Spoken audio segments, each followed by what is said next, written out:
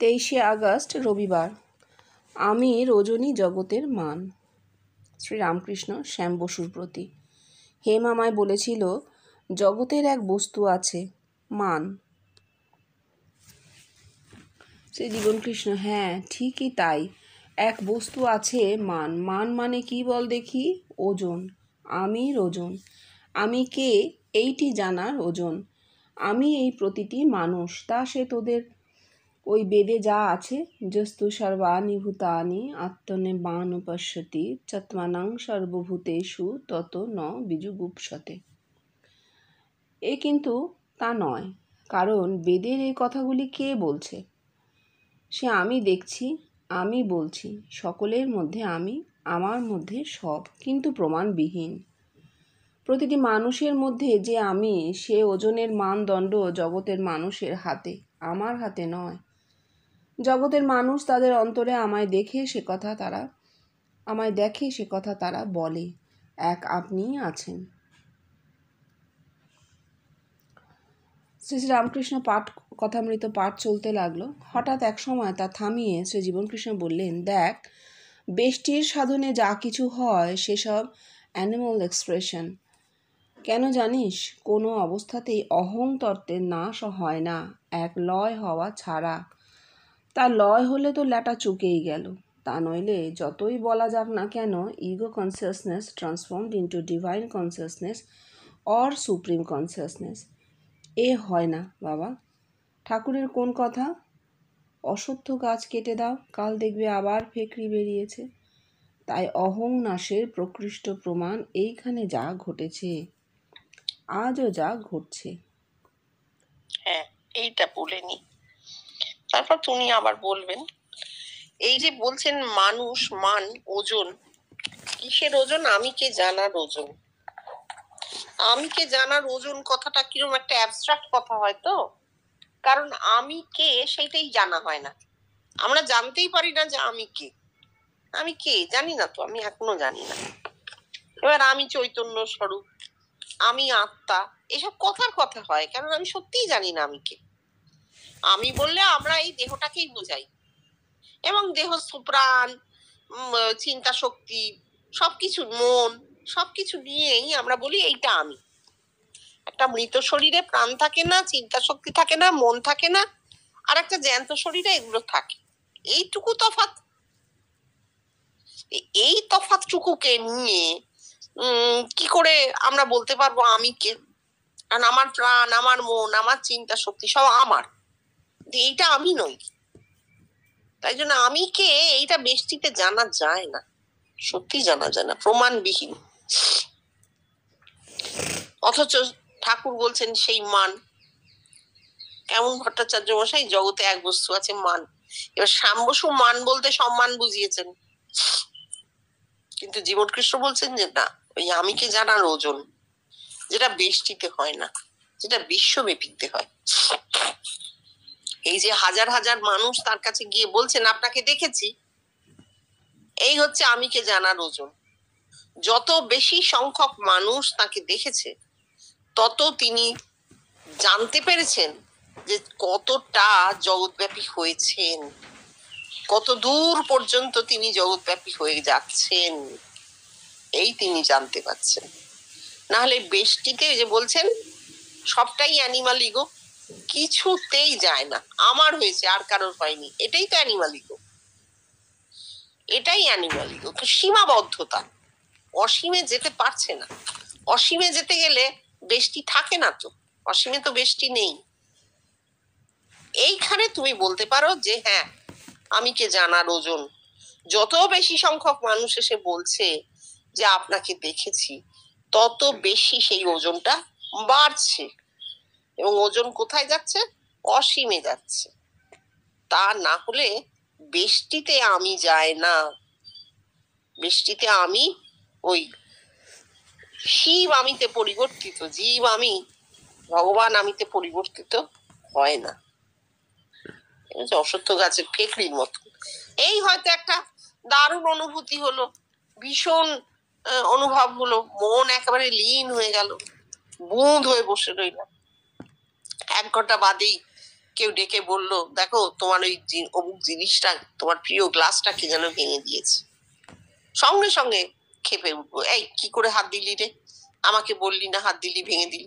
তাহলে কি হলো? অহং ফিরে এলো, জৈব ভাব সম্পূর্ণরূপে ফিরে এলো। ওইভাবে যায় না। হ্যাঁ, তারপর পর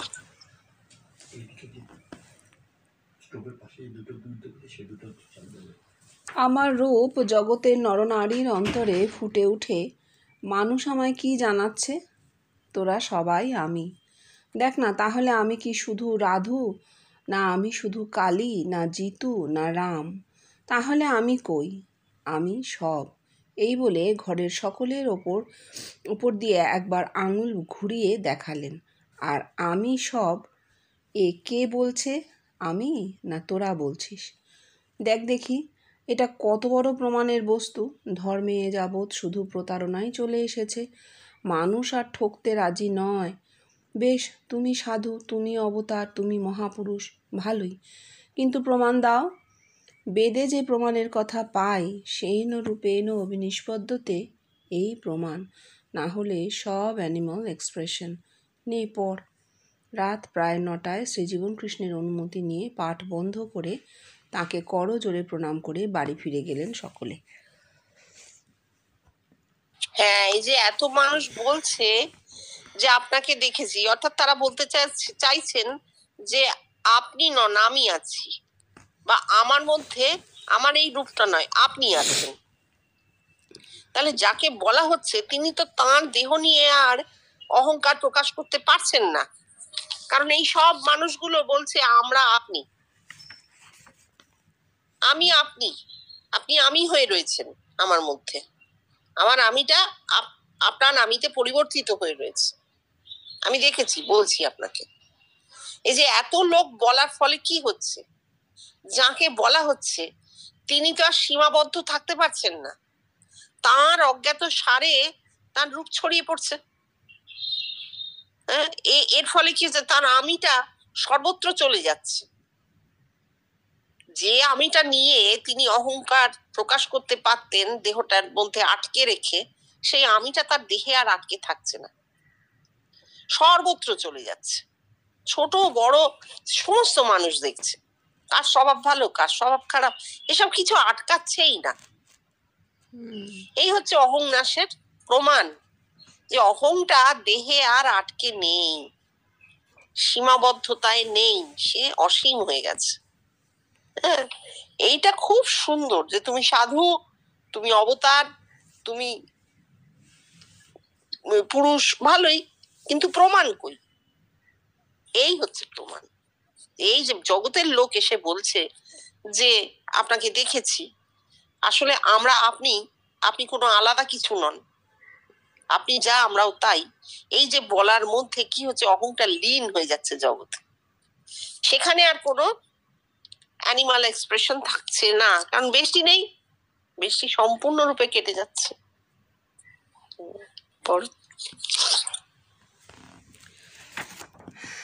24শে আগস্ট সোমবার। মনুষ্য জীবনের অনাবিল স্বচ্ছন্দ গতি রাজযোগ। হাওড়ার কদমতলায় কেদার দেউটি লেনের ভগবান শ্রীজীবন কৃষ্ণের সেই ঘরখানিতে প্রায় প্রত্যহ অফিস ছুটির পর ভোলা শ্রীজীবন কৃষ্ণের দুর্নিবার টানে এসে উপস্থিত হয়। শ্রীজীবন কৃষ্ণ ঘর ভর্তি লোককে বলছেন, আচ্ছা, তোরা যে আমায় দেখিস জাগ্রতে, স্বপ্নে, ধ্যানে ও নিদ্রার আবেশে, এটা কি জিনিস বলতে পারিস? ওরে, এ হচ্ছে মনুষ্য জীবনের অনাবিল স্বচ্ছন্দ গতি, রাজযোগ। এই রাজযোগ মানুষকে কোথায় নিয়ে যায় বাবা? এমন এক স্থানে সহস্রারে, যেখানে আর কারোর প্রবেশাধিকার নেই, আছে শুধু তাদের প্রাণ স্বরূপ আমারই চিন্ময় রূপ। সেখানে নিয়ে গিয়ে আমি তোদের কি করছি? ওরে, আমি তোদের ভগবান করছি। এই কথা বলা মাত্র তিনি গভীর সমাধির মধ্যে নিমগ্ন হলেন। তার দেহ স্থির, আনন্দ যেন সর্বাঙ্গ দিয়ে ঝরে পড়ছে, নয়ন মুদ্রিত, গাল দুটি ঈষৎ ফোলা, নিঃশ্বাস প্রশ্বাস অতি ক্ষীণ, বোঝা যায় না। মূর্ত সচিদানন্দ বিগ্রহ, ঘরে টু শব্দটি নেই। কতক্ষণ এইভাবে গেল। তারপর এক প্রচণ্ড হুঙ্কারে সমাধি ভঙ্গ হলে বিকৃত স্বর ভঙ্গ হয়ে ধীরে ধীরে বললেন, হ্যাঁ বাবা, তোদের আমি ভগবান করেছি। তোরা ভগবান হয়েছিস এই অনাবিল স্বচ্ছন্দ গতির দ্বারা। এরপর একটি গভীর নিঃশ্বাস ত্যাগের পর বললেন, নে পড়।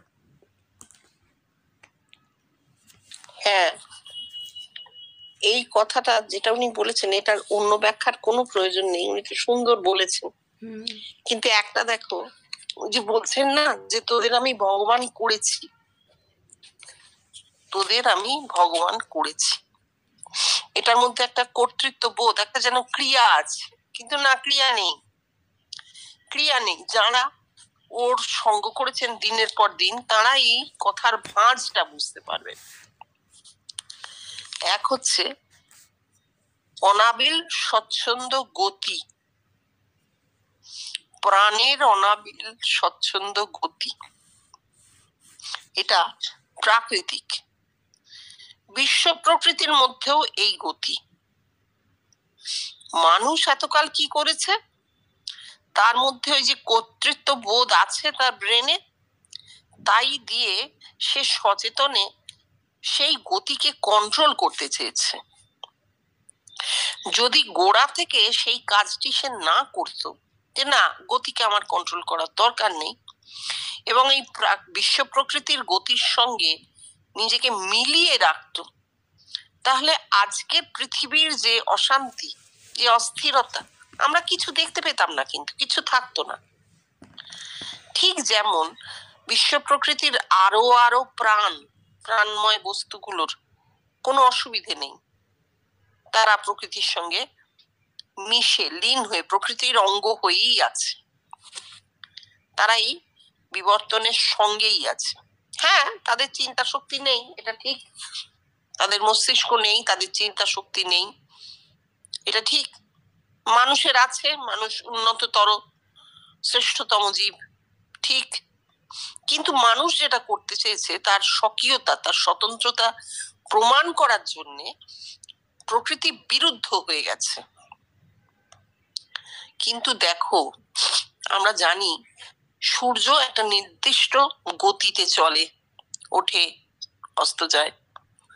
আমাদের দেহের মধ্যে যে নিঃশ্বাস প্রশ্বাস, যে হৃদস্পন্দন, সমস্ত একটা নির্দিষ্ট গতি আছে। সেই গতির যদি উচ্চাবচ অবস্থা হয়, তাহলেই আমাদের কিন্তু শরীরে রোগ আসে, ব্যাধি কি অস্বাভাবিক অবস্থা, স্বাভাবিক অবস্থাটা নয়।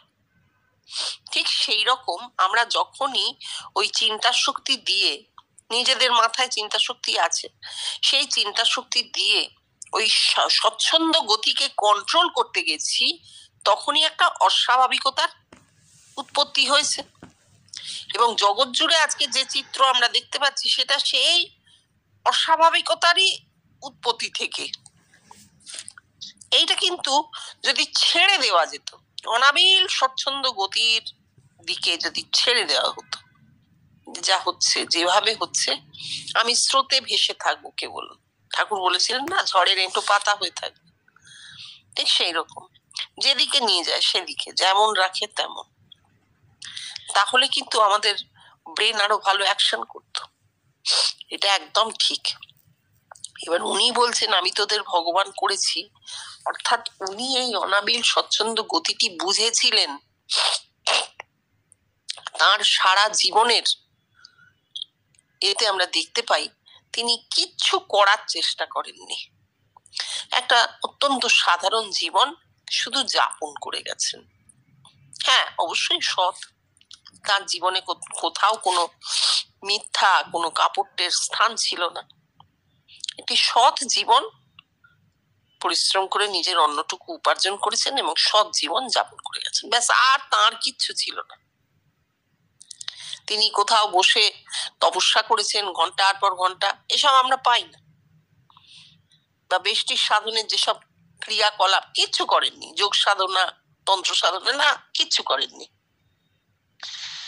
তাহলে কি হয়েছে, ওই যে বিশ্ব প্রকৃতিতে মিশে আছে তন্ত্রের ফল, যোগের ফল, যেহেতু তিনি সেই বিশ্ব প্রকৃতির গতির মধ্যে লীন হয়েছিলেন, তাই তার দেহে ওগুলো আপনা আপনি ফুটে গেছে, কিছু করতে হয়নি, কিছু করতে হয়নি। এটা সেখানে কি তার কোনো কৃতিত্ব? না, কৃতিত্বও নয়, প্রকৃতিরই কৃতিত্ব। প্রকৃতি একটি এমন দেহ তৈরি করেছে যে দেহে এইরকম কোনো সচেতন মনের ক্রিয়া থাকবে না, এবং সেখানে বিশ্ব প্রকৃতির সেই স্বচ্ছন্দ অনাবিল গতিটি প্রকাশিত হবে, হয়েছে। ঠিক যেমন ধীরে ধীরে বীজ থেকে গাছ হয়, তেমন ধীরে ধীরে তার দেহে সেই বীজ থেকে বিরাট কল্পবৃক্ষ হয়েছে, অমৃত বৃক্ষ হয়েছে। সেই অমৃত বৃক্ষের যে উদ্দেশ্য, প্রকৃতির যে উদ্দেশ্য, সেইটি সাধিত হয়েছে। কি হয়েছে? হাজার হাজার মানুষ সেই অমৃত ভেতরে পেয়েছে। তুমি বলবে আমরা কি জেনেছি? ব্রহ্ম জ্ঞান আর ব্রহ্মত্ব লাভ দুটো আলাদা ঘটনা। বিশ্ব প্রকৃতির যে গতি তা কি আমরা জানতে পারি? আমরা কি মহাকাশে কি ঘটছে না ঘটছে সূক্ষ্ম সূক্ষ্ম বিজ্ঞানের সূত্র দিয়ে কত বিজ্ঞানী চেষ্টা করছেন, তাও কি ধরা যাচ্ছে? না, ওভাবে জানা যায় না, জানা হয়ও না। ব্রহ্মত্ব লাভ হয়েছে এই কথা সত্যি, আমরা দেখেছি, ভেতরে জেনেছি। যারা দেখেননি তারা বোধ দিয়ে জানবেন, বোধ স্বরূপে পরিবর্তিত হয়ে জানবেন, একদম সত্যি কথা। কিন্তু ব্রহ্ম জ্ঞান হওয়া আর ব্রহ্মত্ব লাভ হওয়া দুটো আলাদা। আমাদের ব্রহ্ম জ্ঞান কিন্তু এখনো হয়নি, এ আবার অপেক্ষা, যখন হবে তখন হবে, কিন্তু ব্রহ্মত্ব লাভটি হয়েছে। এবার কেউ বলতে পারে যে হয়েছে অথচ জানতে পারলাম না। হ্যাঁ, হবে, কিন্তু জানতে পারা যাচ্ছে না, সচেতন মনের ক্রিয়া নেই। ওই ফুট কাটবে কখনো কখনো, যখন ঘুমিয়ে থাকা নিদ্রিত চৈতন্যে কখনো কখনো ফুট কেটে যায়, স্বপ্ন হয়ে সেটা ধরা দেয়। কি দেখলাম, কেন দেখলাম জানি না, কারণ সচেতন মনের ক্রিয়া তো নেই, কোনো যুক্তি তো আমি সেখানে দিতে পারছি না। চেতনার গভীর থেকে উঠে আসছে যে স্বপ্ন, তার অর্থ তো আমি দিতে পারছি না। দেখেছি, দেখা মাত্র, এই দেখিয়ে জানিয়ে দেওয়া হচ্ছে, প্রকৃতি জানিয়ে দিচ্ছে যে এইটা একটা স্বরূপ, এটাও তোমার একটা স্বরূপ, ঠিক এইটুকু। কিছুক্ষণ পাঠ চলবার পর শ্রীজীবন কৃষ্ণ গভীর কণ্ঠে বললেন, আচ্ছা, তোদের এত অনুভূতি, জগতে যার নজির পাওয়া ভার, তবু আমি তোদের কাছ থেকে কোনো রেসপন্স পাই না কেন? কালীবাবু, রেলকালী, আগে রেসপন্স বলতে আপনি? শ্রীজীবন কৃষ্ণ কথা শেষ হওয়ার আগেই, রেসপন্স মানে কি তাই জানতে চাইছিস? কালীবাবু, আগে হ্যাঁ। শ্রীজীবন কৃষ্ণ, দেখ, তোরা যদি আমার কথা কাউকে বলিস বা তোরা কাউকে ছুলেই তাদের আমাকে দেখা উচিত, এই যদি হয় তবেই এটা তোদের দিক থেকে কাটবে, তা না হলে আমার দিক থেকেই কেটে গেল জানতে হবে। এই বলে শূন্য নয়নে বাইরের দিকে চেয়ে রইলেন। হ্যাঁ, ওই যে জানতে পারা যায় না, তাই জন্য বলছেন তোদের এত অনুভূতি, তবু আমি তোদের কাছ থেকে কোনো রেসপন্স পাই না কেন? ওই অনুভূতি জানিয়ে দিচ্ছে যে ব্রহ্মত্ব লাভ হয়েছে, একত্ব লাভ হয়েছে, কিন্তু জ্ঞান যে হয়নি তার প্রমাণ হচ্ছে ওই রেসপন্স নেই। কালীবাবু বলছেন রেসপন্স বলতে আপনি কি বোঝাতে চাইছেন? তো বলছেন, দেখ, তোরা যদি আমার কথা কাউকে বলিস বা তোরা কাউকে ছুলেই তাদের আমাকে দেখা উচিত। এটা কেন বলছেন? কারণ যার ব্রহ্মজ্ঞান হবে তার দেহের প্রতি অনুপরমাণু চৈতন্যে পরিবর্তিত হয়ে যাবে, বস্তু সম্পূর্ণভাবে চৈতন্যে পরিবর্তিত হয়ে যাবে। এটা সবার ক্ষেত্রে হবে, একা জীবন কৃষ্ণের নয়। বস্তু যদি চৈতন্যে পরিবর্তিত হয় তাহলে কি হয়? চৈতন্য সর্বত্রগামী, বস্তু এক জায়গা থেকে আরেক জায়গায় যেতে পারে না। দেহটা আমি যদি এ ঘর থেকে তুলে অন্য ঘরে নিয়ে যাই তো সে যাবে। আমি যদি এক জায়গা থেকে আরেক জায়গায় যেতে চাই তাহলে আমাকে এখান থেকে নেমে একটা কোনো পরিবহন আশ্রয় করতে হবে। বা আমি একজনকে ভালোবাসি, তাকে জড়িয়ে ধরলাম, অমনি আমার দেহ তার দেহ এক হয়ে যাবে, এটা হয় না, হবে না। বস্তু সর্বত্রগামী হয় না, কিন্তু চৈতন্য সর্বত্রগামী। চৈতন্য সর্বত্রগামী, মনে মনে নয়। মনে মনে ভাবলাম আমি আকাশে উঠছি, না, ওটা কল্পনা। সেই চৈতন্য যে সর্বত্রগামী তার প্রমাণ হচ্ছে, যদি ওই যে কেউ বলছে শব্দ ব্রহ্ম, কেউ বলছে, সেই কথা শুনে যদি আরেকজন দেখতে পায়, বা কেউ একটু বললো না কিছু, খালি ছুঁয়ে দিল, যদি চৈতন্যময় দেহ হয়, তাহলে সেই চৈতন্য অপর ব্যক্তির চৈতন্যকে প্রাণিত করে দেবে, অপর ব্যক্তির দেহে চৈতন্যকে জাগ্রত করে দেবে। সেইটা হয়নি। সেটা যদি না হয়, তাহলে কি হলো? একা জীবন কৃষ্ণ চৈতন্যময় হলেন, এবং তার ফলেই জগতে এই স্ফুরণ দেখা গেল। কিন্তু জগতে যাদের মধ্যে স্ফুরণ দেখা গেল, তারা চৈতন্যময় হতে পারলেন না। তাহলে শুধু তার দিক থেকে কাটলো, কারিগর দাঁতে দাঁত তো বসাতে পারেনি, তখন অন্য দিকটা কাটেনি। এটাই তো উনি বলছেন।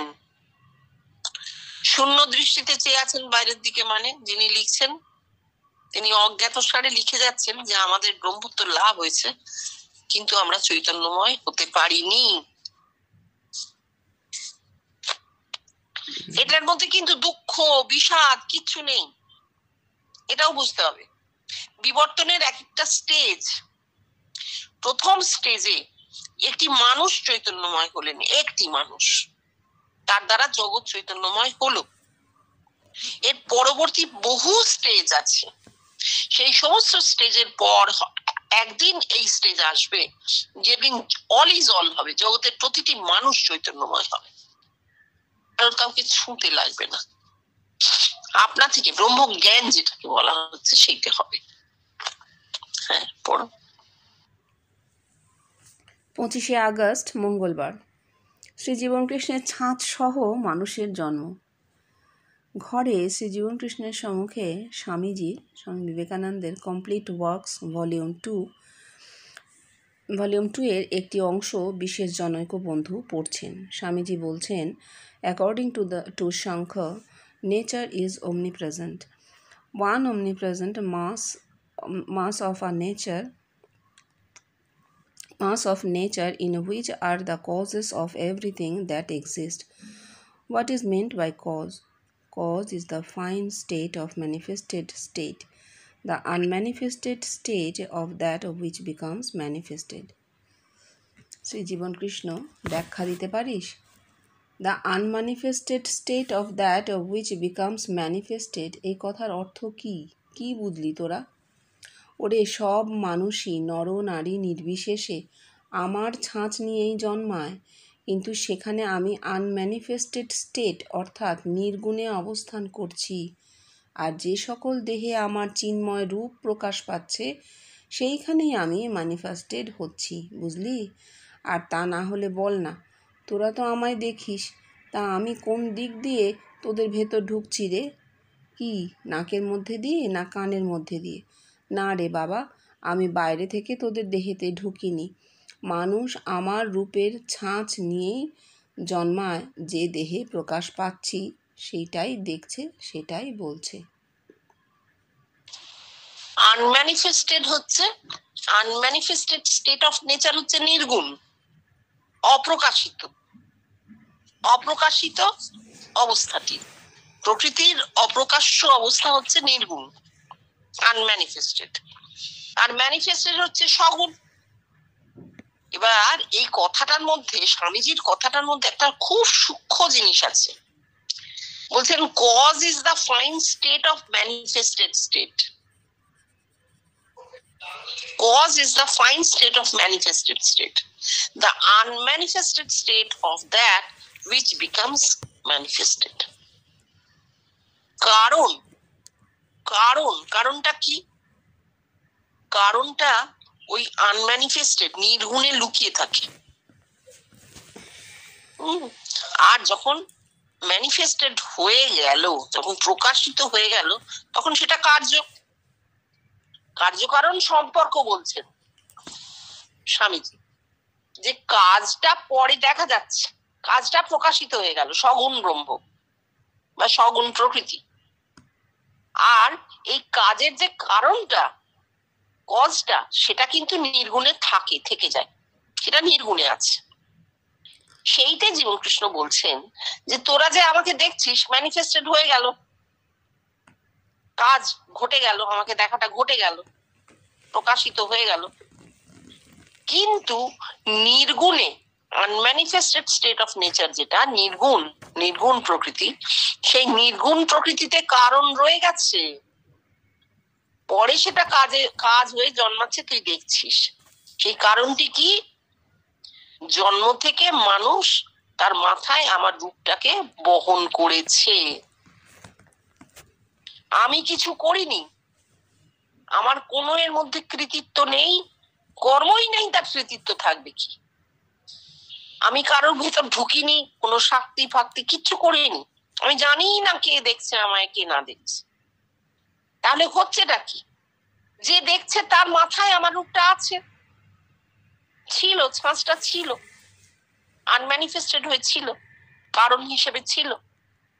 যখন ম্যানিফেস্টেড হয়ে প্রকাশিত হলো, তখন সে দেখলো, কার্য হয়ে গেল, সে দেখছে, সেটাই সে বলছে। 13ই সেপ্টেম্বর, রবিবার। ভগবানকে পাওয়া নয়, ভগবান হওয়া। আত্মিকে সত্তায় পরব্রহ্ম শ্রীজীবন কৃষ্ণ ও প্রপঞ্চে মনুষ্য জাতি, কোনো প্রভেদ নেই। শ্রীরামকৃষ্ণ। ভগবানকে পাওয়ার পর ভক্তি। শ্রীজীবন কৃষ্ণ। সে কীরকম বল দেখি? সহাস্যে। আমি গোপাল ভাঁড় থেকে আরম্ভ করি। ধর, গোপালের মায়ের গোপাল কাছে এসে দাঁড়ালো, এই তো ভগবানকে পাওয়া। কি বল? ওরে, ভগবানকে পাওয়ার মানে ভগবানে পরিবর্তিত হওয়া। পাওয়া কথাই ভুল, হওয়া। আর এইখানেই এর শেষ নয়। সে যে ভগবানে পরিবর্তিত হয়েছে তার প্রমাণ দেবে জগতের নরনারী তাকে অন্তরে দেখে। বেদের সদা জানানাং হৃদয়ে সন্নিবিষ্ট। তবে এই যে ঠাকুর বলছেন ভগবানকে পাওয়ার পর ভক্তি, এটা বেষ্টির কথা। বেষ্টিতে কিন্তু দ্বৈতবাদ থাকবেই থাকবে, কিছুতেই তুমি উচ্ছেদ করতে পারবে না। ওই যে আমি একটি, ও একটি, অর্থাৎ জগৎ আর আমি আলাদা হয়ে আছে, আমি জগৎ বিচ্ছিন্ন, এখানে দুই থাকবেই। কিন্তু বিশিষ্ট দ্বৈতবাদে জগৎ আর আমি অভিন্ন, এক। এই জগৎ আমারই একটি রূপ, এই তো। তাহলে আমি জগৎ থেকে আলাদা নই, আমি নই, জগৎই আছে, জগৎ আমি হয়ে গেছে। কিন্তু বেষ্টিতে সেই অবস্থাটা হয় না, বেষ্টিতে দ্বৈতবাদ আছেই আছে।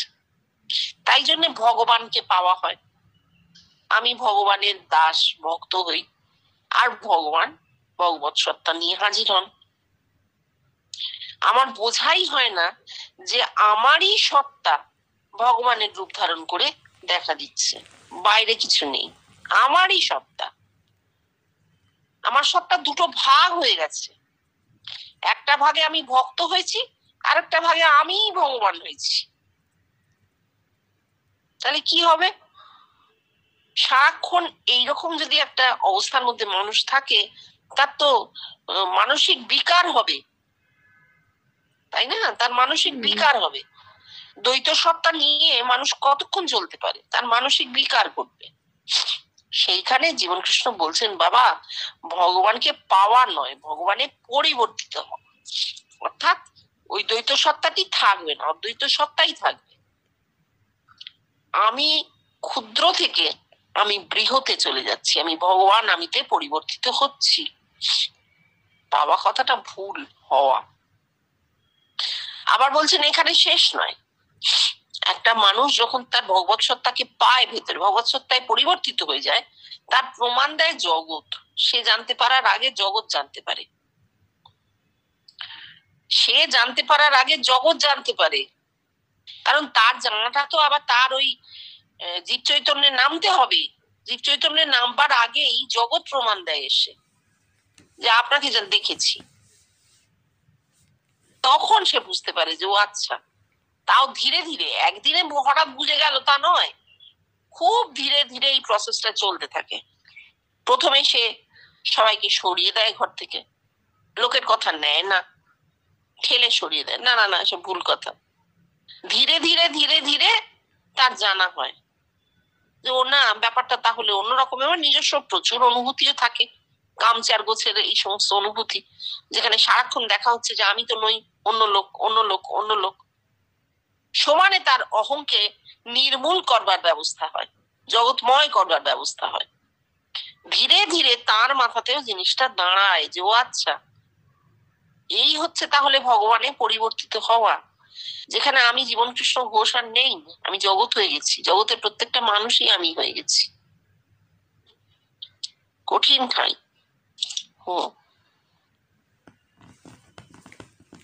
কথামৃত পাঠ absolute identical with the phenomenal world.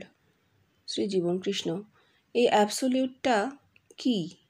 ওদের অ্যাবসলিউট যে কে তা তো দেখতে পাচ্ছি না। বুদ্ধবাদ, শূন্যবাদ, নির্গুণ। কিন্তু দেখ, তোরা রয়েছিস আর আমাকে তোরা তোদের দেহেতে, অন্তরে দেখছিস। আমি কে? একটা জ্যান্ত মানুষ। তাহলে অ্যাবসলিউট কে হচ্ছে এখানে? আমি, আইডেন্টিক্যাল উইথ ফিনোমিনাল ওয়ার্ল্ড। এই বলে আঙুল দিয়ে ঘর শুদ্ধ সকলকে ফিনোমিনাল ওয়ার্ল্ড দেখিয়ে বললেন, কোথায় আইডেন্টিক্যাল? না আত্মিকে। হ্যাঁ, এইখানে এই কথাটা ওনাকে এত করে বলতে হচ্ছে কেন? এত করে বলতে হচ্ছে কেন যে নির্গুণ, সেই নির্গুণ থেকে রূপ নামছে, তাই তোরা দেখছিস।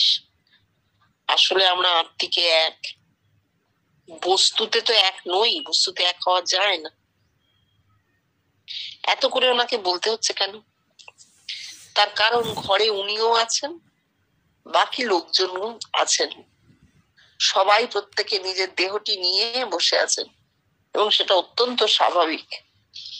দেহহীন অস্তিত্ব তো হয় না, দেহাতীত হতে পারে, দেহের অতীত অস্তিত্বকে অনুভব করা যেতে পারে, কিন্তু দেহহীন অস্তিত্ব তো হয় না, সে তো ভূত হয়ে গেল। তাহলে যে এতগুলো দেহ ঘরে আছে এবং উনিও আছেন, এরা প্রত্যেকে ওনাকে দেখছেন নানা ভাবে, রোজ নিত্য নতুন অনুভূতি হয়।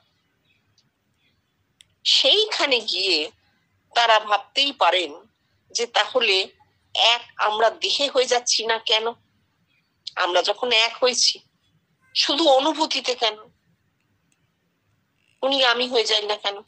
এটা একটা অসম্ভব আকর্ষণ জন্মায়। আমরা যেহেতু ওই সময়টায় জন্মাইনি, ছিলাম না, আমাদের পক্ষে এটা অনুভব করা খুব কঠিন, কিন্তু তাদের অনুভূতিতে এটা ছিল যে তার মধ্যে একেবারে মিশে যাই, একদম লীন হয়ে যাই। সেইখানে উনি বলছেন যে বাবা, আইডেন্টিক্যাল আত্মিকে, বাইরে নয়, ফিনোমিনাল ওয়ার্ল্ডে নয়।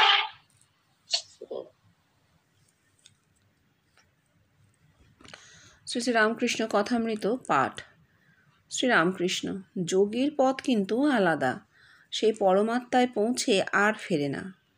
শ্রী জীবন কৃষ্ণ, ফেরে না কথার অর্থ মরে যায়, কিন্তু তাই কি? দেখ, এরা যোগ শিক্ষা দিচ্ছেন, আত্মা সাক্ষাৎকার, বেষ্টি, বেদের কোন কথা? পরম জ্যোতি উপসম্পদ্য।